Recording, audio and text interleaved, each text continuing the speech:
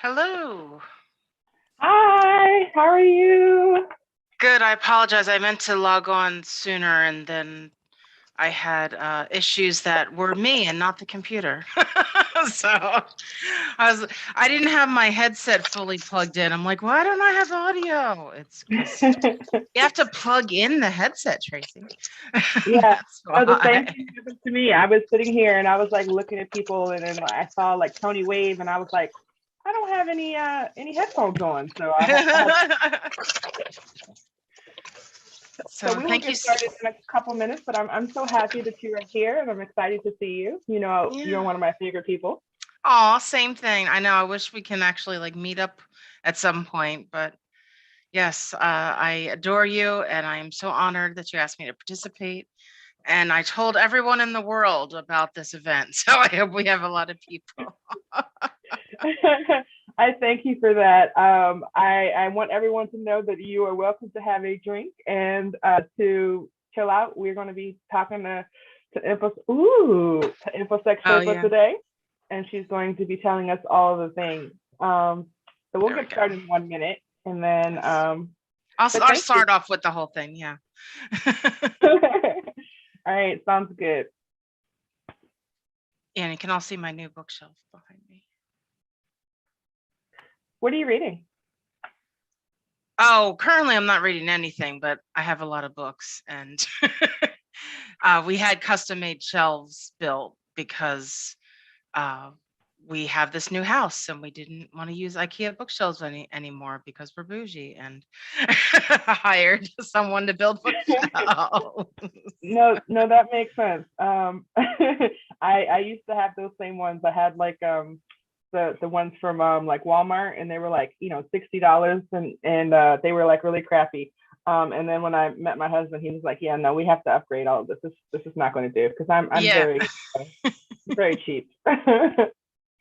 Yeah, we had the Billy IKEA bookshelves for a long time at our old house, but now that we're in the new house, which, you know, came with, you know, a lot of nice stuff, we're like, nope, we need to be grown-ups now and have built-in shelves. All Hello. right. So let's see. It is 2 o'clock. So we will go ahead and get started. I want to thank you all for coming out to our first February Bring a Hacker to Work Day. And we have with us InfoSec Sherpa. And I'm very excited because she is one of my favorite people on the internet because of the fact that you don't have to ask her to help you. You know, you don't have to, tell her like, hey, I need you to make connections for me. Like, she sees what it is that you're trying to do, and is one of those allies that she will reach out and basically connect you with whoever it is that you didn't even knew that you needed to know. So I appreciate that most about her. I don't want to butcher your last name, Tracy. Do you want to tell us how you actually say it? Sure. Hi, everyone. And may I say that I'm very honored to be here during Black History Month. So thank you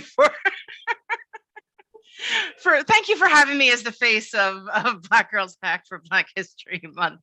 My name is Tracy Maleeff. Maleeff.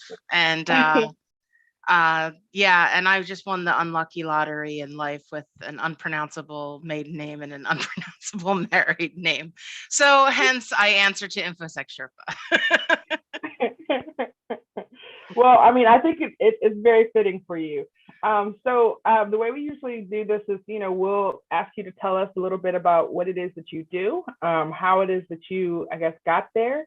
And I particularly want to, highlight, your transition from, library sciences into, cybersecurity, because I feel like a lot of people feel like, hey, I can't do this. It's going to be like insurmountable. But I will let you talk and tell us about yourself. Absolutely. Well, first, so if you follow me on Twitter for a hot second, you'll know that I often tweet about gin. So today I am drinking. This is made here in Philadelphia. So I'm in the Philadelphia area, born and raised. This is Blue Coat barrel finished gin. So they took gin and put it in bourbon barrels and finished it. So it has this nice amber color. And tonic is very important. Normally I prefer Fever Tree, but Q is my backup, and I have Q. And I have these cute little custom Blue Coat glasses. And I like orange in my gin and tonics, and I didn't have any fresh oranges, so I have these crystals that are essence of orange, and it is, cheers, it is wonderful. So, and it's refreshing. So anyway, yes, so my name is Tracy Maleeff, Tracy Z Maleeff. I am also known as InfoSec Sherpa, born and raised in the Philadelphia area. So you may hear my accent come out at times, or I might go off on a tangent about Philly sports. So yes, I have a master's of library and information science degree. And I want you all to keep an open mind when I tell you about my career story, because while there are some aspects of my career that are unique, and I'll explain that how they had a unique fit into InfoSec, I don't want you to think just because you don't have a master's degree or that you weren't a librarian that my advice doesn't apply to you. So please just keep an open mind. I want to share my experience, and I'll do my best to kind of add in some other general things. So basically what happened was I started to feel like I had reached all that I could do in my position. I was a law firm librarian, and I had my own office with a door. I had floor to ceiling windows. I used to have pigeons that would, now remember, this is the before times, back when like we worked in offices. And I just felt like I've reached everything that I could do, and I felt really trapped. And that's a horrible feeling to have. And full disclosure, I was in my early 40s, and some people may think, oh, I'm too old to do a career change. No, you're not. You can change whenever you want. So I basically would take the train in and out of city to the suburbs, and I would cry a lot on the train. Like, yeah, I was like that chick. Yeah, I was like, crying on the train because I was so sad. I was like, I had worked so hard to get this master's of library and information science degree and really carve out a niche for myself in library world. Because you have to understand, that was already a second career for me. I first was a travel agent. I was a travel agent without any college degrees, and now I'm a cybersecurity professional with 3 college degrees. So, um, you know, I worked so hard, to get those degrees and to get into library world. And then I was like, wow, this is it. I've already, the only next step up was to be a director. And I didn't want that. So I was reading a lot on the train when I wasn't crying. And there was an article I read in Entrepreneur Magazine. It was called How to Future Proof Your Career in 2015. Keep in mind, this was like towards the end of the year, 2014. And I was reading through this article, and it's still online. I found it the other day. Periodically, I check to see if it's still online because I always mention it. And some of the tips they gave in that article one was, because remember, I was thinking about future proofing, because you have to understand too, around this time, there were a lot of law firm mergers, a lot of economic issues, things going on. I didn't want to be laid off and find myself in a talent pool with a bunch of other people with my same skill set. So I started to think strategically. What sets me apart? What can I do that's different? What industries can I look into that will have better long-term goals? So I started to think about tech. And when I read that entrepreneur article, it gave the advice of look back on all the jobs that you've had or school experiences and pick apart what is it that gave you joy? What inspired you? What motivated you? What excited you? And I realized that all these different jobs that I had, whenever there was some sort of tech aspect, that really got me excited.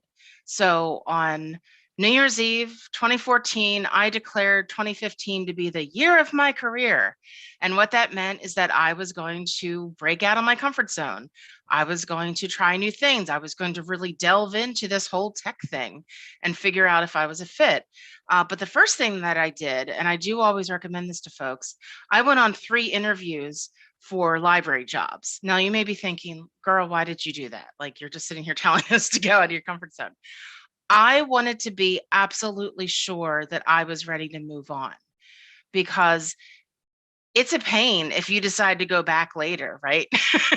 And nobody wants to do that. I wanted to push forward without looking back. So I felt that there was no harm in just having one last gut check to see, am I done with this? And and it was great because the third of the interviews that I had, because also I had the realization that this was more of the same that I was dealing with. I apologize, I'll speed this up. I'm really giving you like the slow version of this. The third of the 3 library interviews I went on, I always ended my interviews with, do you have any concerns about my ability to do this job? 99.9% of the time, people say no.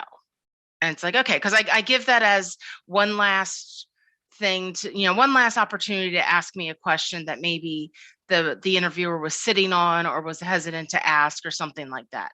So I was given that advice one time to use that as a question.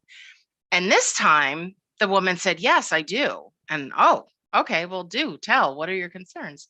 And she looked at me and she said, I'm concerned that you're going to use this job as a stepping stone and be gone in a short period of time and go be a director at a law firm. And I actually laughed and I said, oh, I don't see myself as a law firm library director.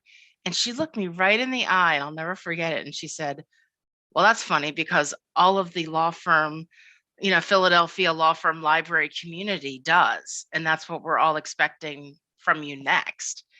And that really blew me away. I appreciated her honesty and her candor. And walking back to, my office after that interview, I was like, okay, I'm ready to move on. Like these people see that for me, but they don't see myself. I was like, okay, so I get it. Like, that's how people see me. That's not how I see myself. I'm going to go with myself and not how other people see me. And maybe a lesser willed person would have been like, oh, then maybe I should stay. But for me, it was like, go. It was get out. So I started to go to all kinds of tech meetups in Philly, happy hours or informational, instructional things. And no offense to anyone in tech, but I did not like those people. I did not have a fun time. I was like, I do not care for these people whatsoever. Like, you'd have the tech bros, everybody thought they had the next Facebook idea, and they only wanted to talk to you if they thought you had money to invest or skills they could use. And as soon as they kind of quickly vetted that you didn't, then they were just off talking to someone else. I'm like, all right, that's, I'm not okay with that. Um, so I had a friend of mine join me at a lot of these events, and he was long term in the tech world, but always towards the back end and security side. So he very patiently watched, go to these events, and we would kind of laugh at everything going on because it was just this whole other surreal world. So finally, one day he's just like, let me talk to you about back-end security, because I finally had the realization. I was like, all this front-end stuff, like, I just do not care about. I just don't, it's not interesting to me. I signed up for a Ruby on Rails class. It was $25. I walked out after maybe 15, 20 minutes because I thought, this is ridiculous and I never want this in my life again. So I did not see that $25 as a waste. I saw it as a return on investment in myself to better understand what it is that I wanted to do. So that's the first point that I want to kind of hammer home on. I'll admit it. One of my pet peeves is when I see people online, begging for money for GoFundMe things, when it might be something that they should be investing in themselves. This is kind of a complicated, controversial statement I made. I'm not opposed to people asking for help, but sometimes it's one of those things of like, you really need to do that for yourself. You need to invest in yourself. And let me put an asterisk there. It's the people that then the next day post a crate of La Croix, fancy soda, fancy seltzer. It's like they're asking for money, but then you still see them posting like fancy and expensive things. And that's what irritates me, because that's what I'm like, well, you clearly have the money, but you're just choosing not to invest it in yourself. So if you're not interested in investing in yourself, why should I part with my money to invest in you if you're not all in? That's where I'm getting at with this. So please don't take anything out of context. Like, you can see the headlines now, Tracy hates when people ask for money. No, I hate when people ask for money when they have otherwise, displayed that they have means that they're just not choosing to invest in themselves. That's what I'm getting right. At. And we've seen those, GoFundMe's for like, hey, I want to attend this boot camp or this certification, and I want the internet to fund it. But then, it's like, hey, I got the best life, and yeah, flying, and then like the next day, the next day it's like working from Mexico, living my best life. And I'm like, well, you have enough money to go to Mexico. Why don't you have enough money to do this other thing? So yeah, thank you for understanding. Like I said, I want to be clear with that. I because I also do fundraising to help, folks attend conferences and things. But again, like, it's when people aren't investing in themselves. So that's how I saw this class. So where was I? So my friend was like, I want to talk to you about what the back end looks like in tech, and what security looks like. I think you would be good at it, and I think you would like it. So that's also the next point that I want to hammer home on.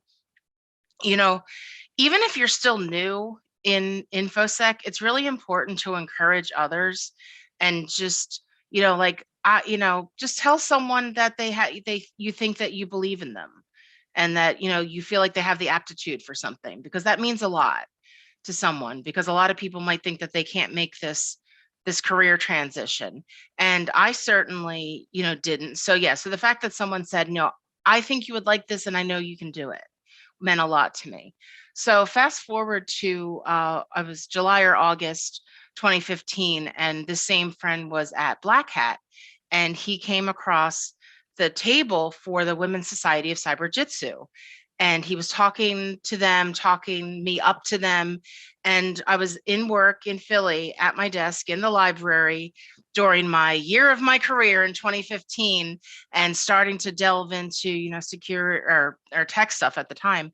And I have a bunch of texts that came in, and it was from this friend in Las Vegas who said, I just talked to these folks. They have an cybersecurity fundamentals workshop. You need to do this. And 3 weeks later, I was at the University of Maryland attending the first part of a 2-part cybersecurity fundamentals workshop. And I am not joking, when I sat there during that class and I thought, where's this been all my life? I didn't know this world existed. I didn't know that it was available to me. So I really credit Women's Society of Cyber Jitsu for just helping me find this new career. And that's why groups like this, like Black Girls Hack, Women's Society of Cyber Jitsu, and others are so important. Because also what I loved about Women's Society of Cyber Jitsu is that it was diverse too. It wasn't like I walked into, because I will be the first person to say, white women are not diversity. And I say this as a white woman. So the fact that I walked into this room and there was just women from, all hues on the spectrum, I was like, yes. I'm like, this is perfect. So that's what I want to stress, that I am very aware of that, and just the opportunities that it gave us all was wonderful. So then I turned cybersecurity into my quirky hobby. And another point, I want to stop here. A lot of people say to me, I'm not ready to make the jump yet into cybersecurity, or I don't have enough confidence yet, or I don't have enough knowledge yet.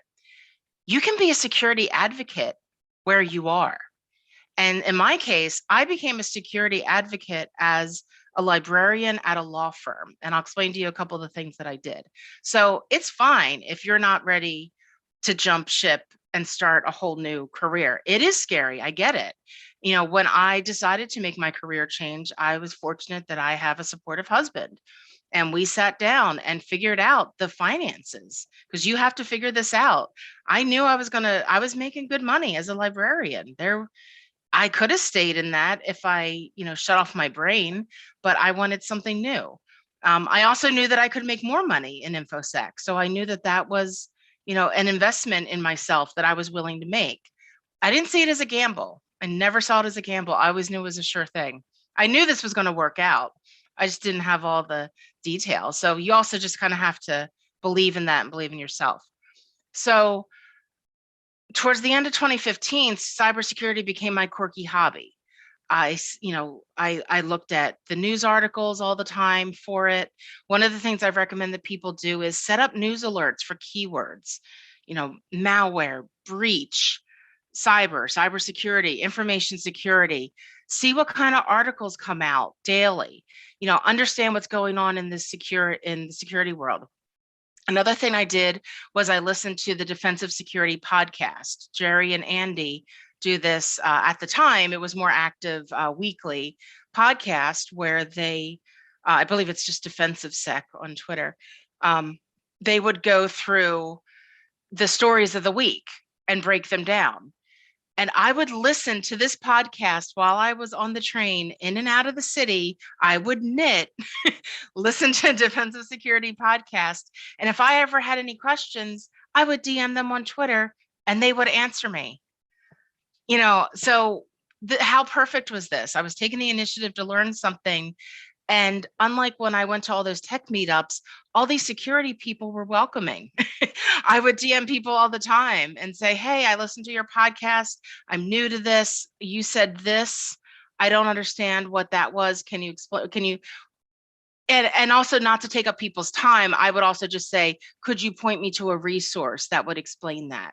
Or sometimes they would just take time to explain it. And as a quick side note, I do encourage people to, I would say go to events, but that's virtually or in person. Definitely go to cybersecurity events, even if you think everything's going to be over your head. I used to take meticulous notes. I took them by hand because there's all kinds of studies that show that you retain information better if you take notes by hand, but you do whatever works best for you. And whenever I'm sitting in these these technical sessions, if somebody mentioned something that I didn't understand or I didn't know what they meant, I would spell it out phonetically. And then I would go ask someone after the session. Again, keep in mind, this was in person, either the speaker or someone around me. I'd say, this came up during the talk. I don't know how it's spelled, but it sounded like this. And then people would fill me in on that. I highly recommend that approach because, you're not going to know everything. You're not. And don't pretend like you do. Be a sponge, absorb the information, and don't be too proud to, yes, spell out a word phonetically and go up to someone and say, I'm sorry, I heard this. I don't know what it is, but it sounds like this. And so many times, this was like at ShmooCon, for example, people would take my notes, spell out the right word and everything.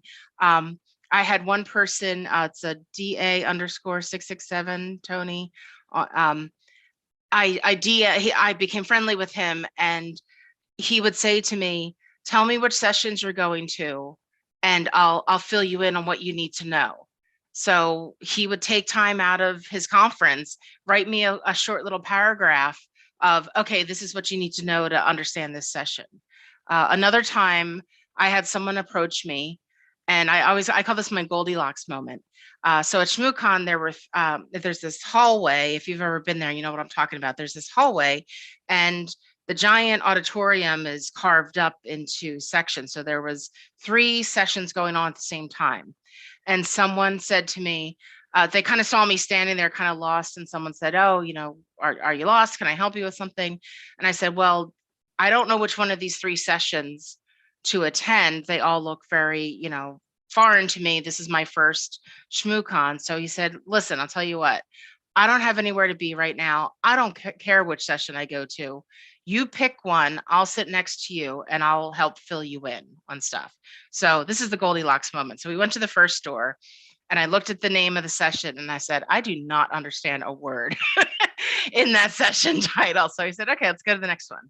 So we go to the next one, and I don't remember what the session was, but I remember saying, okay, I understand some of the words in that session title, but I'd still I'm not getting what that's about. He's like, all right, let's try the third one.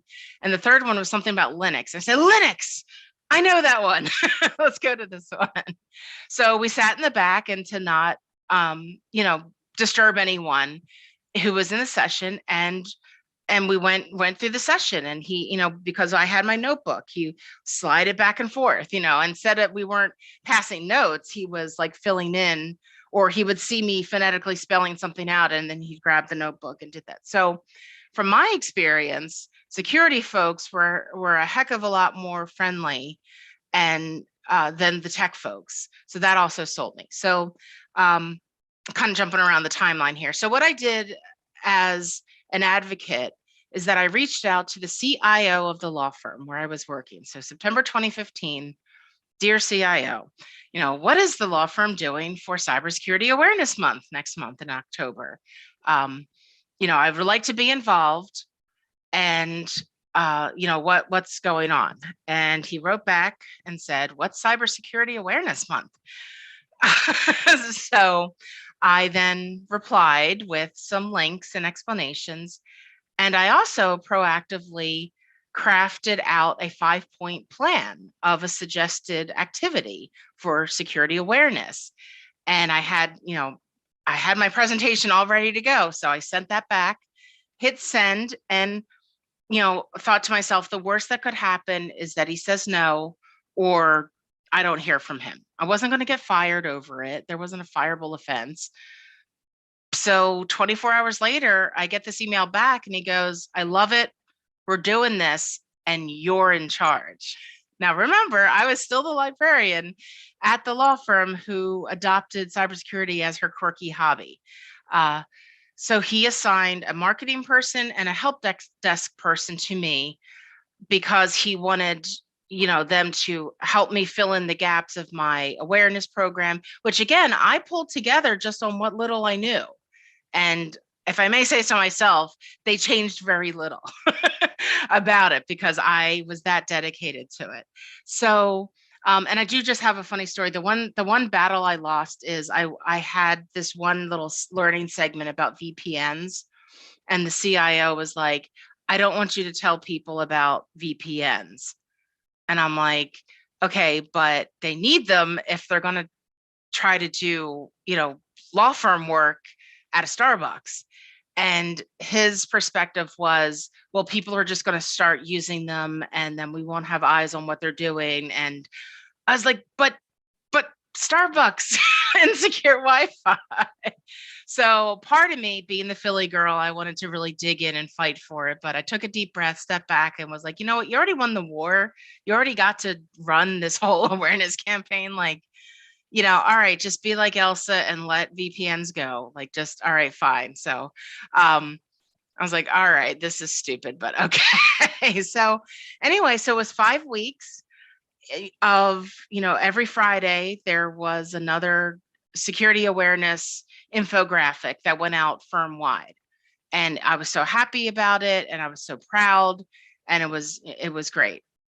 So November 1st rolls around and I check back in with the CIO and I was like, that was so much fun. I really enjoyed it. What else can I do to help with cybersecurity in the law firm? And he wrote back and he's like, yeah, it was great. And you can do that again for us next year. Oh no, I had already tasted the blood of cybersecurity and I wanted more. And I was like, yeah, no, this is not going to pacify me. So Operation Quit Tracy's Job went into effect immediately. And so remember, this is November 1st. I spent the rest of 2015 figuring out my exit strategies. So talked to my husband, we figured out budgeting, finances. I set up my own business. I had a company, I still have it, Sherpa Intelligence LLC. And my goal was I was going to quit my job, become a freelancer in order for me to study and find other ways to make money in order for me to make that career transition, because I was realistic. I thought, I know that I can't just jump from library job into infosec job. I know that I need some sort of buffer for study and learning and networking with people. And I was right. If I had tried to do that while I was working full time, I would have been burnout, maybe even resentful of cybersecurity. I know that people do it. I know that this path isn't for everyone, but I just wanted to share, this is what I did. I was fortunate that I was able to. And again, my husband and I knew that I was going to be able to make more and that this temporary, setback would be good. But what happened is that pretty much right away, I got work as a freelancer. 2 to 3 weeks after I left my law firm job in early 2016, I was on a plane to San Francisco because a company hired me to go to RSA and do work for them on site. And while I was there, I picked up other clients. And I also picked up work with not necessarily security related, but a couple companies hired me to do their social media management.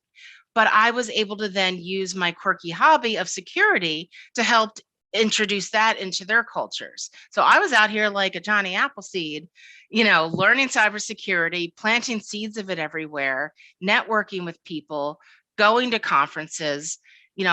I and periodically I would move my guide markers. And that's another point that I want to stop here is, if you're going to do a career transition like this, you need to set up mile markers along the way, because this is a journey, right? This is not a sprint. This is more of a marathon. It's a journey, and it might be a tortuous one, not torturous, but tortuous, meaning, winding and road and things like that. So the good thing is these mile markers can move, right? So you set up short-term ones like, okay, every Sunday for 2 hours, I'm going to sit on LinkedIn, connect with people, read what people have to say, reach out to people, follow up with people. Because just like a farmer, you can't let, uh, you know, you have to look at networking with people like farming or gardening. Sometimes you need to leave some fields fallow, meaning without anything planted in them, because you want the soil to build up the nutrients again. And some fields, if you keep going to it, it's going to die out. If you keep going to the same person all the time, they might not like that. So just like with crops, you need to have a crop rotation. You need to have a people networking rotation. Don't keep going to the same people all the time, or don't contact someone once and then neglect them and then go back to them a couple of years later and ask for a favor. Do you really think they're going to want to help you? Or you ask them for help and then you never follow up with them again. I mean, so think about it. If somebody did that to you, would you be willing to help someone again who pumped you for information and then never heard from them again? So don't be that person. So think of your human networking, like farmers, like planting, like crops, you know, rotate the people that you talk to. Don't neglect anyone. Don't keep going to the same person or people all the time. And you're going to get great results. You're going to get a wonderful field, a wonderful garden. And again, just like I'm going in hard on these planting analogies, just bear with me. Just like any good, like a pretty garden has what? Has the diversity of plants and flowers in it. Your human network should not look homogenous. It should have people younger than you, people more experienced than you, people in other industries. So have a tulip and a cactus in in the same garden. You want to have, your garden should look like a mosaic, right? Because you're going to learn so much from people who are different than you. And if I can also go off another quick tangent, I tell this to white folks all the time. I'm just going to say it. Like, if your network looks like you, like predominantly, then you're doing something wrong. And that's what frustrates me about the inequality in the workplace, is that I feel like, folks of color, honestly, Tanisha, I'm asking seriously. I'm not even sure if that's an okay phrase to use anymore. I'm like underrepresented groups. That they don't necessarily have access to the same circles. And that's why you keep seeing the same people getting hired over and over again, because, when you see that there's a job available, you share it with your network. And if your network is homogenous and looks the same as you, then guess what happens? We still keep getting the same people in those roles again. So I try very hard and make very concerted efforts to tag things, like Black Tech Twitter, or share job openings I see with, Blacks in Cybersecurity, or Black Girls Hack, or Women Cyber Jitsu. And now I realize that I'm speaking to, an ethnically diverse audience now. And please know that by no means do I think the onus is on you to do this. What I keep preaching to white folks is, the person who is underrepresented, it's not their burden to be included. Like, that's our responsibility. We need to make them feel included. So, but by all means, though, I don't want you to like sit and wait to be invited, because some people are never going to ask.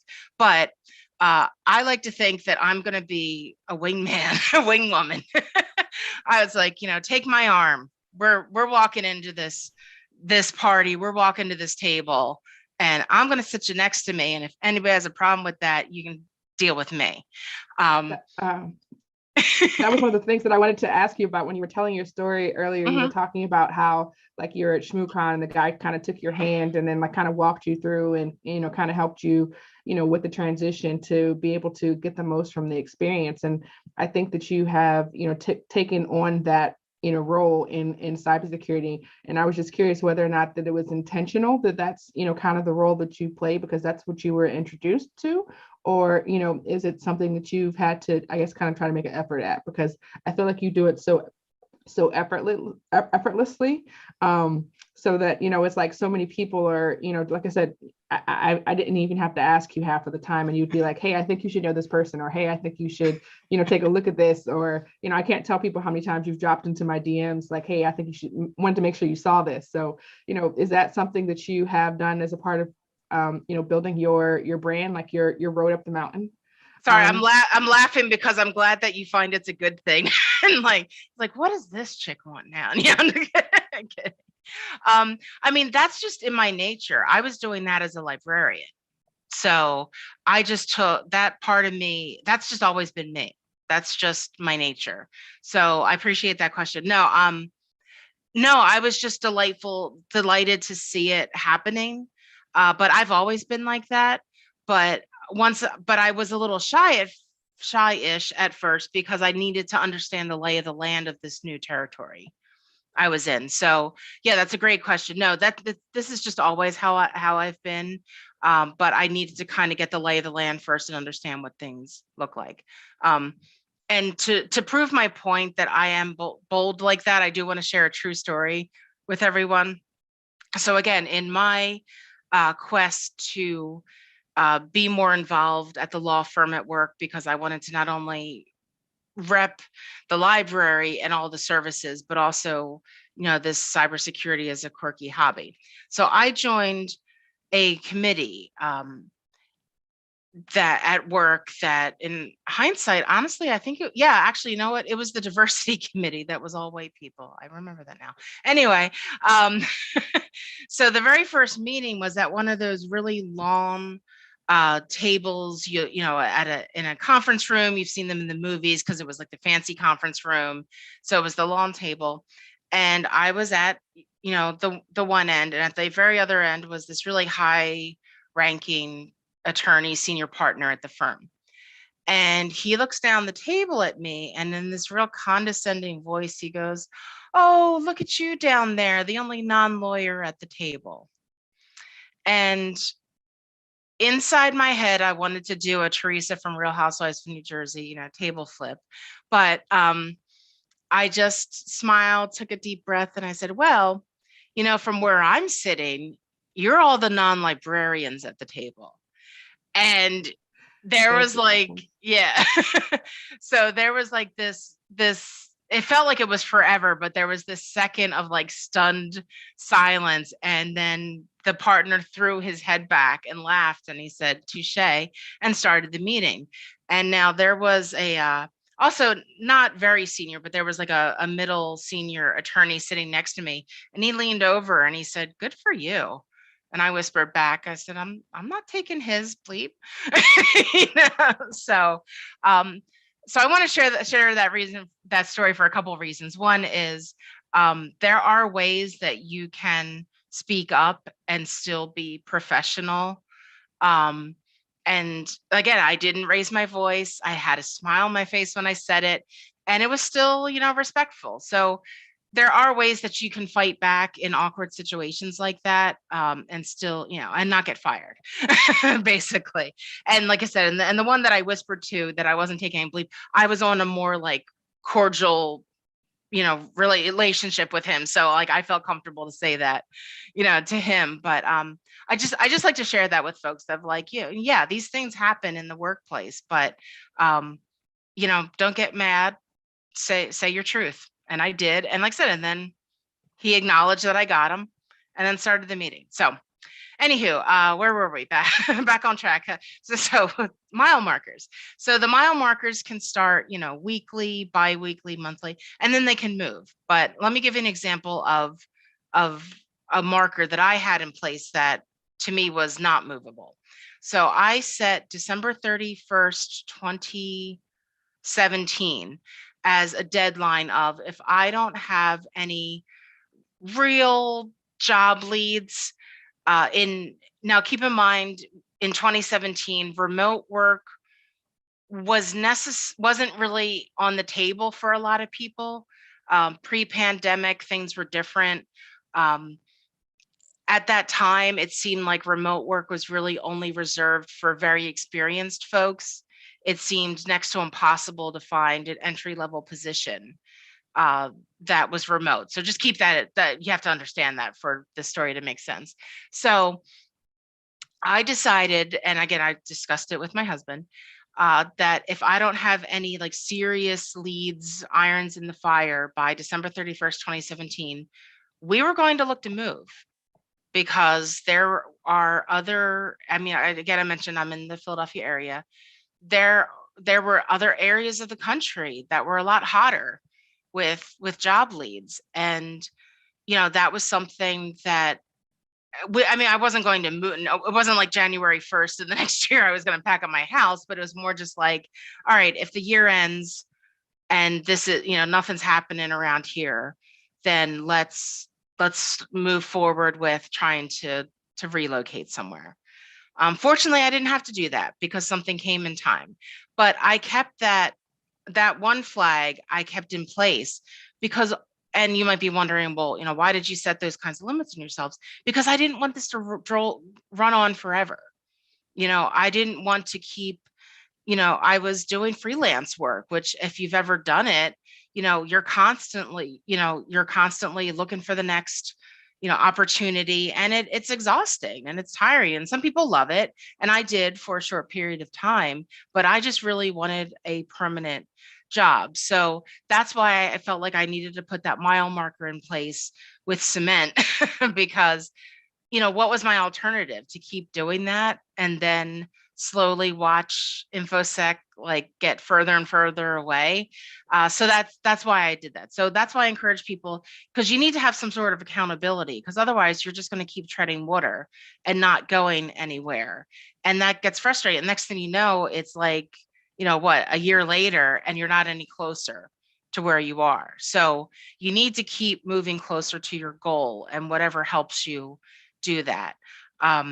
So yeah, so I quit my job and I did something incredible. It was like 12 or 15 InfoSec conferences in a year, because I either had companies hire me, or I was able to get a free ticket, or I just paid for it as a return on investment, because I wanted to go to these events and learn and absorb and meet people.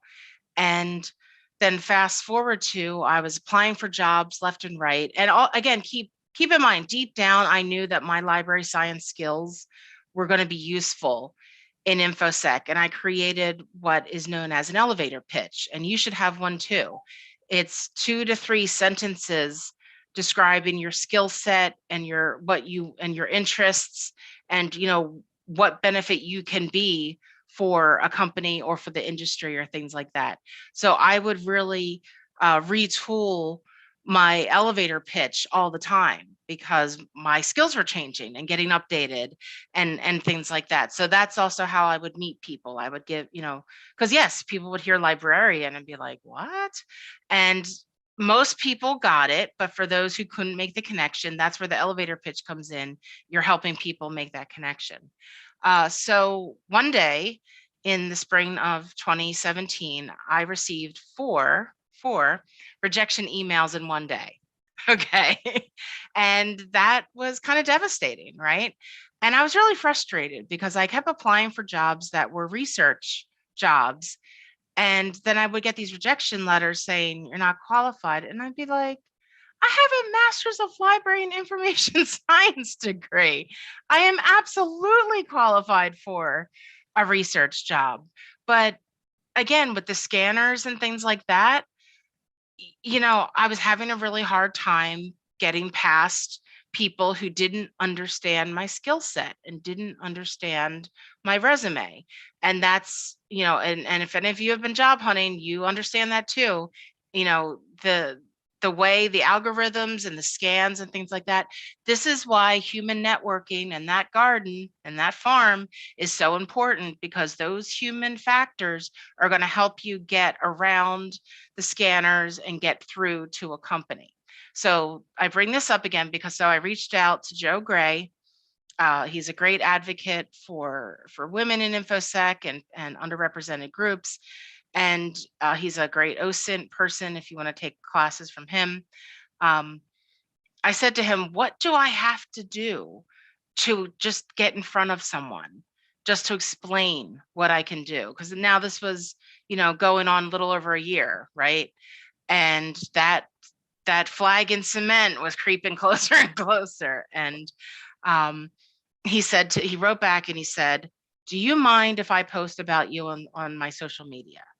And at that point, I was like, what could it hurt? So he gets on and basically sent this tweet that was along the lines of, I can't believe none of you people have hired this woman yet. And it was very great. And he posted my LinkedIn, like I said, he cleared everything with me first. And I was like, here's all my links, here's all my stuff. Do it. So I posted on LinkedIn and Twitter and everything.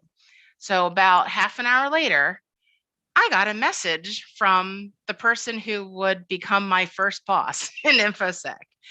And his response was, oh, I've been, following you for some time. I'm really, interested in your skill set, and we have a job open, and I'd like to talk to you about it. So one of the point I wanted, my hammer home point right here is, as obvious as you think you are with your job search, crank it up. Crank it up, where fluorescent plaid or whatever you need to do, because I thought I was being super obvious that I was looking for a job. But when the comment was, oh, I didn't realize you were looking for work, I was like, what else do I have to do? So I keep telling people that all the time. As obvious as you think you are, just crank that up, crank that volume up, because as people, are still aren't getting it then. So you need to do that. So yeah, so I went in for an interview, and I'm drawing a blank on the date, but there's a reason why I'm mentioning that. So another hammer home point here is, my interview was the same day that WannaCry hit in May of 2017. So my interview was in the afternoon, and I mentioned this before, and I'm going to drive this point home again.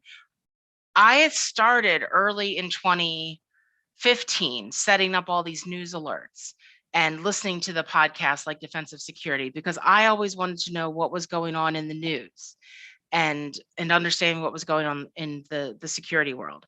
So when I woke up that morning for that interview, we didn't really know yet, if anyone else was in the industry at that time, we didn't really know yet what was going on because of the time difference too. Like there was still kind of some delay, and we just knew that something was happening in the UK. Like we didn't have all the details just yet. But I knew enough to dig in and find what I could, because I had the thought of, if I were me, I would ask me in this interview to talk about this event a little bit. Specifically, I would ask myself to name 3 ways that I would remediate this issue that we still didn't even have enough information about yet. So I remember driving to the interview and listening to news radio and listening, to whatever who was reporting on it at the time. And I was crafting in my head ways to remediate the issue. Now, I didn't have that much experience, right? But because I had spent all this time reading all these articles, I was, extracting knowledge, and all those conferences I went to. Remember, I was a sponge. So I was putting all that to good use. So we do the interview, and it was a pretty long interview. It was like an hour and a half. Getting closer to the hour and a half, the phones and the desktops and the laptops, or not desktops, so how old am I? The laptops started to chime a little bit more, started to buzz a little bit more, because now it was getting later in the day and more things were coming out about it. So that's when the highest level person in the room saw all the phones starting to go, and he said, hey, why don't we wrap this up with, clearly something's going on today we're still learning about. Why don't you name 3 ways that we could, that we could fix this issue? And inside my head, I'm like, damn, I'm good. So because I practiced it inside my head in the car, I effortlessly laid out my very first one. And before I could continue to the other 2, the whole room fell silent, and all the people interviewing me looked at each other and went, we never even thought of that.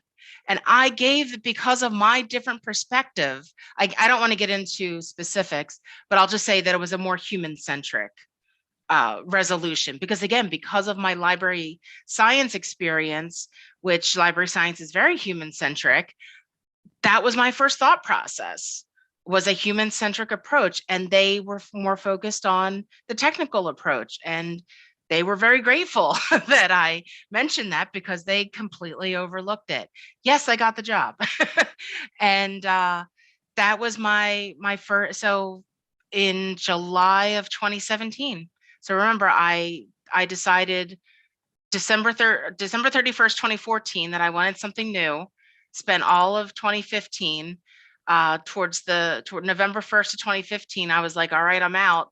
And I spent 2016 and first quarter of 2017 or so running my own business and just absorbing. And I was able to get a job in information security, which did pay more than my previous library job.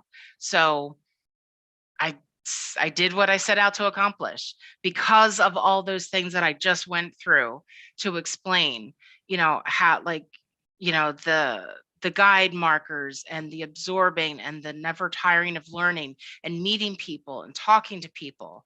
And yeah, and I had that job for about 2 years, and they had a big reorg, as big companies do. And then I needed to find another job.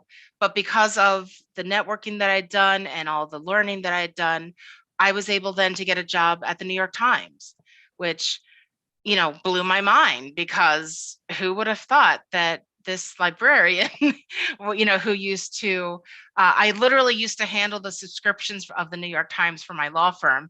So that I went from, renewing subscriptions to the New York Times and reading it to actually protecting it. And then, then I was there for a little bit, enjoyed it. But this other opportunity came up with the Krebs Stamos group. That was, it was formed about a year ago with Chris Krebs and Alex Stamos, and they wanted a security researcher. And again, that's really where my skill set lies. And on a whim, I applied to them, and next thing I know, I'm working for the Krebs Stamos group. So yeah, that's how I got here.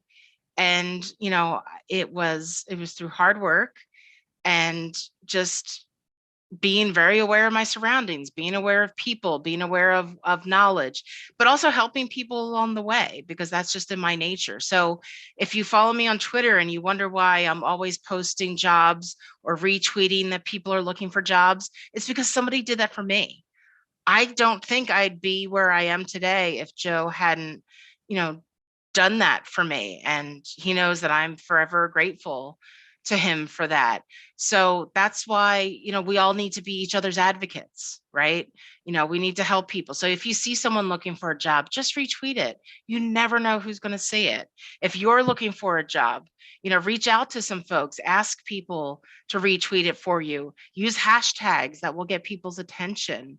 There's a bot that automatically retweets InfoSec or cybersecurity. Make sure you have that hashtag, get the bots to pick up and retweet it.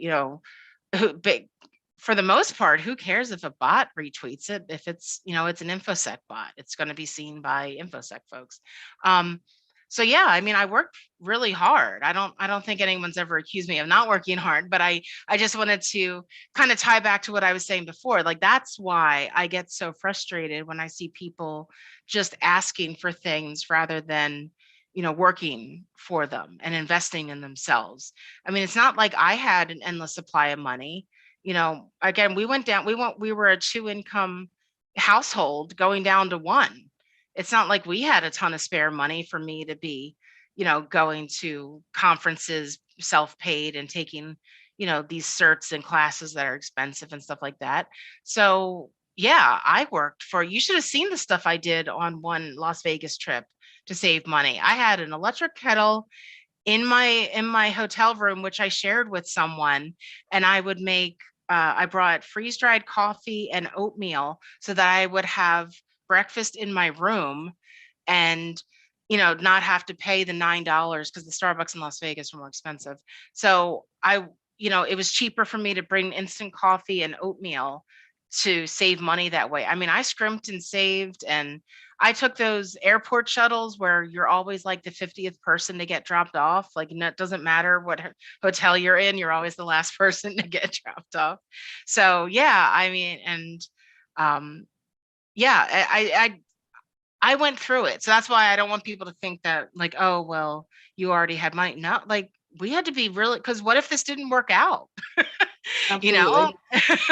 So, I just always knew that it would, but I also had to be realistic. So, Wow, I have babbled for a really long time. I hope this has Oh been, no, you're been absolutely fine. helpful. This has been so useful. I know, at least for me, I told people that this was going to be a masterclass in branding and masterclass and like obviously people science. So I did not hear you mention anything about like certifications. A lot of Oh, times people say, hey, I need a certification in order to get a job in information security. It doesn't sound like you did that, right? So if someone's no. trying to get into Yeah. information security as a security researcher, do you think that they need certifications? What do you think that they need, besides obviously reframing their skills, letting people know what they're going to bring, obviously their network? What else do they?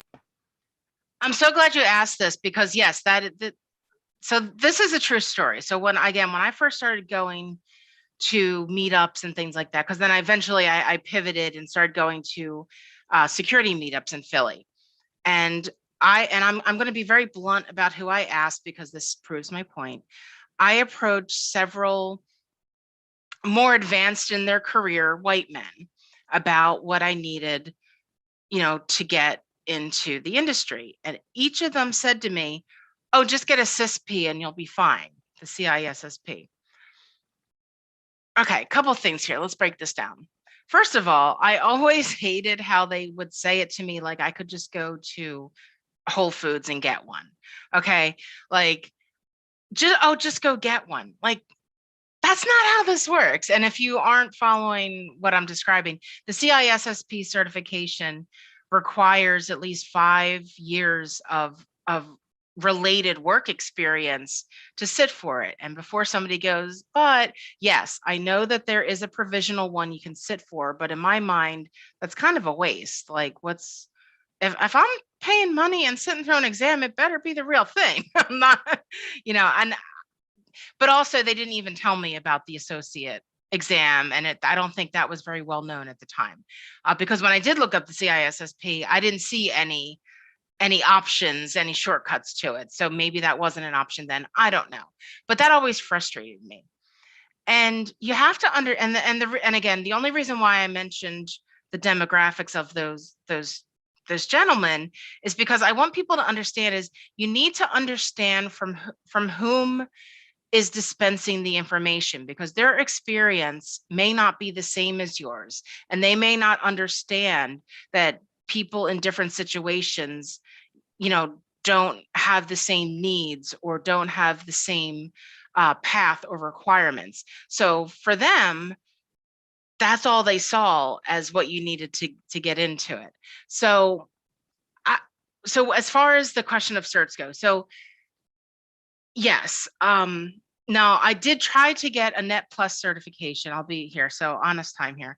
I did go through lots of training for the Network Plus exam. So I went through all kinds of training for Network Plus.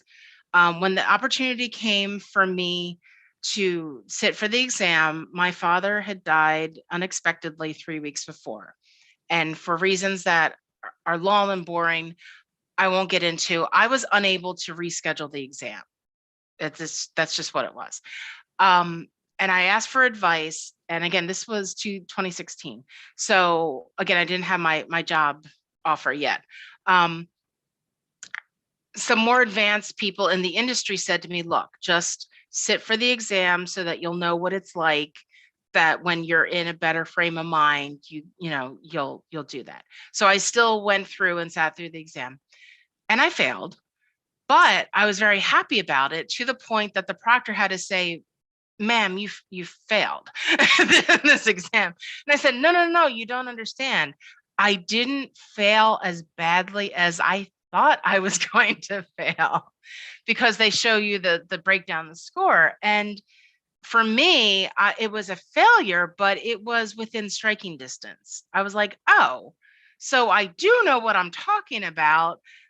I'm just devastated that my father died and I couldn't take this exam. So I know that sounds really backwards, but that helped me realize, like, okay, no, I do belong here. I do know stuff. I'm just a mess right now. So that did also cause a speed bump in my in my journey, because then there was all kinds of things to do after that. But I got back on track. That's why those flags are movable as well, because things come up that you can't help and you have to move. So the certification, so take it with a grain of salt and do what you can. Like, would I have gotten jobs sooner if I had certifications on my resume? Who knows? I mean, I had someone at a company who shall remain nameless say to me, take the L word off of your resume. And for a second, I was like, the L word? Library. She said, oh, no one's going to hire you if the word libraries on your resume. And I said to her, I'm like, well, then I would be dishonest because my master's degree literally has the word library in it. And all of my past titles had library in it. So she was legitimately saying, and I would love to say the name of the company, but I won't, was saying to me, no one's going to touch you if library is on your resume. And I proved her wrong. And also, just as a side note, women aren't automatically supportive of other women because Say that.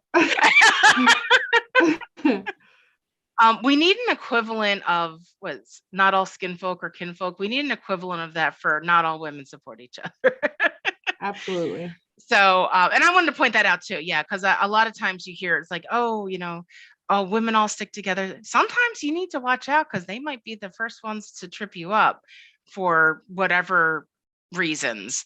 And again, and in this instance, I don't know what her motivations were, but I mean, she was very adamant that that I wasn't worth her time because I had this library degree and that nobody was going to have time for me either. But anybody else, I never had a man say that to me. I only had women say that to me. I had more than one woman say that to me, but no man ever told me to take library off my resume. It's crazy to me because when you say library sciences, I immediately see the connection to things that we do in cybersecurity. So to me, it's like the most unobvious but obvious marriage I think that is possible. And you just have to basically reframe your story, be able to, like you called it an elevator pitch. I usually tell people like to make sure that they've got their star stories down, make sure that you can tell the story about why your experience is relevant to the position that you're trying to get, so that people will be able to see, maybe what they're not connecting the dots for. Exactly. And I just want to read Tony's comment out loud real quick and make a comment. Tony wrote, very bravely shared this with us. Thank you. I was told to take military experience off my resume once in case an employer is anti-war. My comment to that is, well, then you wouldn't want to work there. Then I wouldn't want to work, you wouldn't want to work for a company. And yeah, that is terrible advice. And I hope you never did that. And that's kind of how I look at it, is I wouldn't want to work for a place that would disregard my resume because it had the word library on it or had military service or had something else. So about certifications. So, the problem is with those of us who don't come from a tech background, we need some sort of way to prove that we have the aptitude for tech. And unfortunately, certifications are kind of one of the only ways to do that. But there are, it can be cost prohibitive, right? Some places have thousands of dollars certs. They may offer incentives. But, honestly, I think the CompTIA certs are a good way just to kind of get a foot in the door, get something on your resume, because the book is what, maybe about $50. The certification exam is what, maybe $250, $300 or so. And if this sounds like an astronomical amount of money for you, please keep in mind that we're comparing this to other certifications in our industry that are thousands, yes, thousands, sometimes even tens of thousands of dollars. So comparatively speaking, this is attainable. This is affordable. I tell people, wait for Prime Day or wait for sales. Get the book on sale because Prime. I think I got my Net Plus and Security Plus books on a Prime Day one time because they were half price. A library, your local library may have it on their shelf for you to borrow. Or they might have online resources that you could use. I was So, also going to oh, say go that ahead. we have relationships with CompTIA, so we have up to 50% off of the certification vouchers. We have a relationship with EC Council for CEH, so we have I think it might be more than 50% off for those vouchers as well. So like, but there are a lot of organizations. Tracy mentioned Women's Cyber Jitsu. Shout out to Mary Galloway, who I think is absolutely amazing. And, her and Lisa, who started Women's Cyber Jitsu, I think 10, 12 years ago, or whatever it was, like I've been a part of that organization, pretty much this entire time. So, I think that there are a lot of different organizations that are helping people with some of the, I guess, financial barriers to entry as far as the vouchers are concerned, as far as training are concerned. So definitely check those out. One last question. From the squad, and then I want to ask you about your world domination plan, what that looks like for you. And then we will wrap it because we are after 3, and I want to be I know, respectful I'm of everybody's sorry. time. Yeah. I realize this is a weekend. Oh, no. I don't want to take up too much of your time. So the question is, was it a challenge to balance family and career as you moved into cybersecurity? And she says that she's a mother of a school-age child and a toddler, so she's got to consider them. Yeah, thank you for that question. Now, please let me preface this with, I'm not the best person to ask for this because I do not have children. My dogs didn't know the difference of when I was studying. But just more, I apologize that I can't address your question more specifically, but I can just kind of generally say, having a supportive partner like for my case, it was my husband, is crucial. And that's if you do have a partner or someone you rely heavily on for childcare or things like that, definitely discuss all these plans with them first, because you're going to be leaning on someone or expecting someone to kind of pick up some slack. So, make sure that they're cool with it and on the same page as you, and the same team as you, so that you're going forward shoulder to shoulder.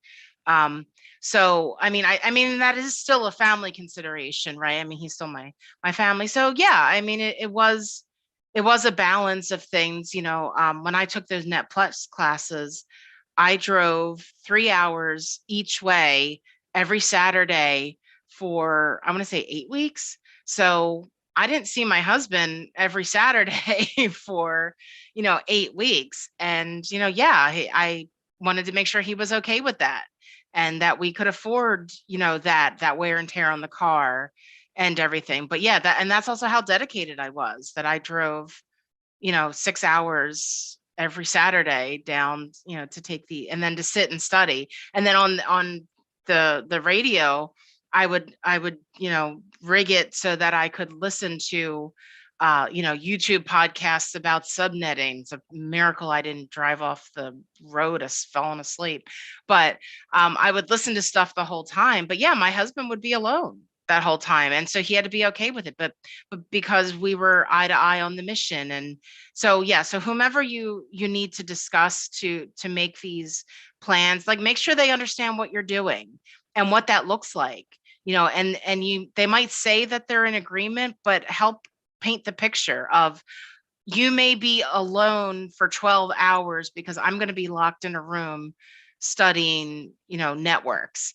Are you okay with that? Is this going to become a problem later? And you have to be blunt like that. You have to make sure they understand what this really means, because they might think, oh, studying just means you're going to sit next to me on the couch and you're going to be looking at your stuff while I watch something. No, you might need to be holed up in a room somewhere and not see them.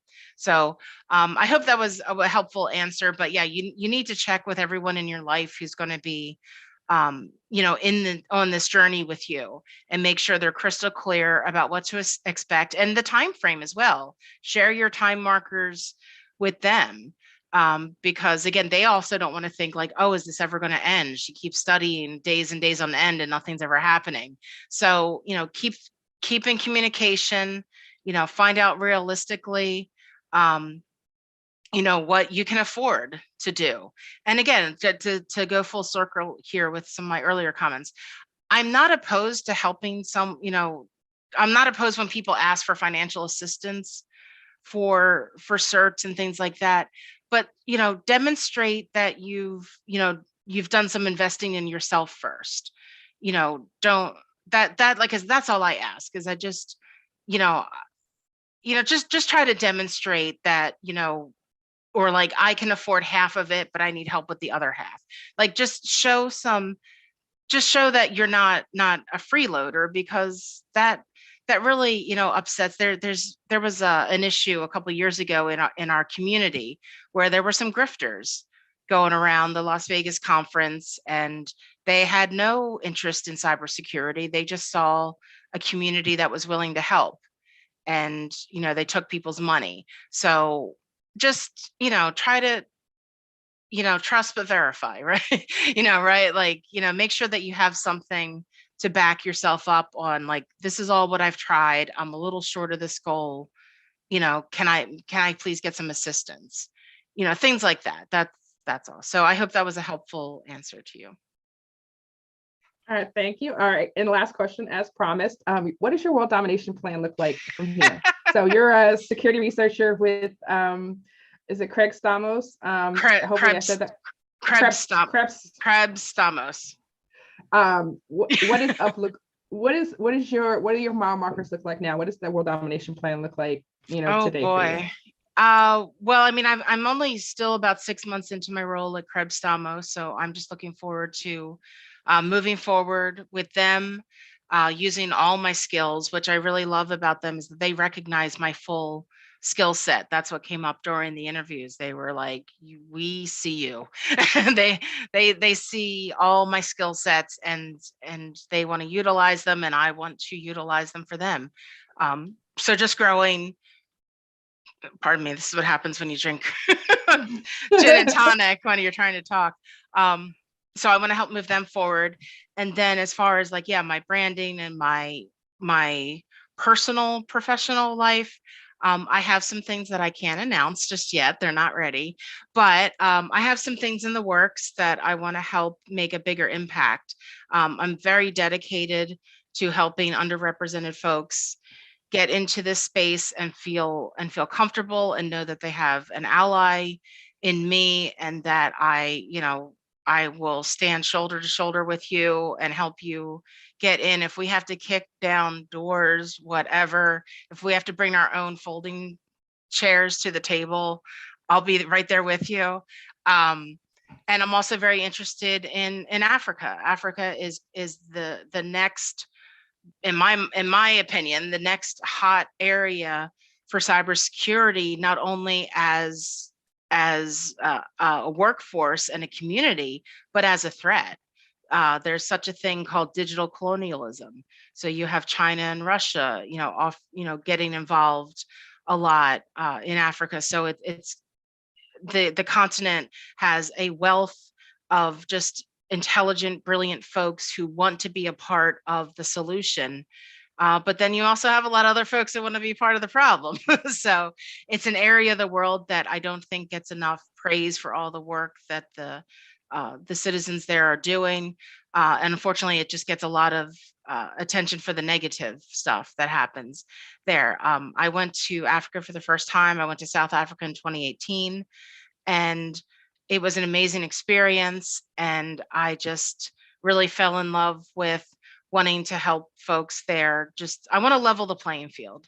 I feel like we have a wealth of riches here in North America as far as our community goes, and certs and opportunities and things like that. I am not a flat earther, but I want to flatten the playing field of Earth for cybersecurity people. All right. So as far as your brand, how can people connect with you on social media, LinkedIn, Twitter, all of the things? Sure. Let me grab my LinkedIn profile here. And I do ask, if you do reach out to me on LinkedIn, please write a note and reference this talk. I'm very reluctant to accept LinkedIn requests if people don't put any note, because I'm like, how do I know you? Like, how is this? So please be like, hey, I heard you on Black Girls Hack. Then I'll be like, oh, wonderful. Thank you. So here's my thing. And then InfoSec, Sec Sherpa. And then I also want to do a plug for, why is my computer being all weird? You've also got a newsletter that comes out that you, I know you shared on Yes. Twitter. Yeah, let me share that here. So that's my, I do a daily newsletter. So I have, my daily newsletter is just general infosec data privacy news. Then I have specialized ones. I do one just about, and I do this more infrequently because they don't necessarily have daily news to report. So my specialty ones are, I have transportation because I'm really interested in transportation cybersecurity. I have one just about Africa. I have one just about the Caribbean, another area of interest of mine. And I just started one about cryptocurrency security. I'm not interested in it as an investment. I'm interested in how it keeps getting popped and all the security aspects. So I started a newsletter to round up all the legislation, litigation, and security aspects of crypto security. So you'll find all that in my blog. So yeah, again, if you want to connect to me as a result of this chat, please make sure you mention Black Girls Hack so that I have some context. And, you know, I do my best to help everyone, but please understand that I have a lot of irons in the fire and I help a lot of folks and I really do what I can, but please don't be angry with me if I maybe am slow to respond or if I really just, you know, don't have the time, you know, to help you. I will help you however I can, but please know that may not mean a phone call. I may not have time for that. And I just want people to understand that I do want to help, but unfortunately, or fortunately, I have a lot of people asking me and I still have a job and a family life and things to look after. So I'm doing my best. So just please be patient with me. But yeah, I want us to all, you know, succeed together. There's an African proverb of, you know, you go further together. So let's all go further together. All right. Thank you so much, Tracy. I appreciate you for hanging out with us today for our Bring a Hacker to Work Day series. You guys see her social medias in the chat. I will drop those also on our, you know, our social media so you can connect with her. And I thank you all for coming out today. And Tracy, I will talk to you online. I appreciate you so much for this. And enjoy the rest of your